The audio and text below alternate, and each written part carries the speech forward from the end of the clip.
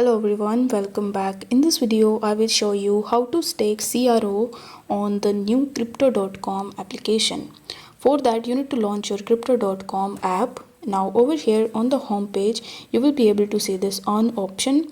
So you can either tap on the earn option and then you will be landed on this earning page, or if you are not able to see this tab on the home page, then you need to tap on these three horizontal lines in the top left hand corner and select staking. Now over here you will be landed on this stake page where you will be able to see CRO in front of you, on which you are going to get 6.13% APR.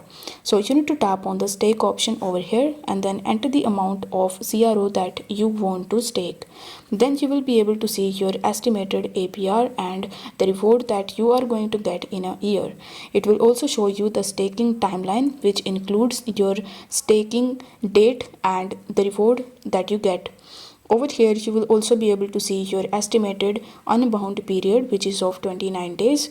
You can request to unstake your staked assets anytime, but protocols may impose an unbounding period. So here you need to agree to the terms and conditions and then you need to tap on the confirm stake option. This way you will be able to easily stake CRO on the new crypto.com app.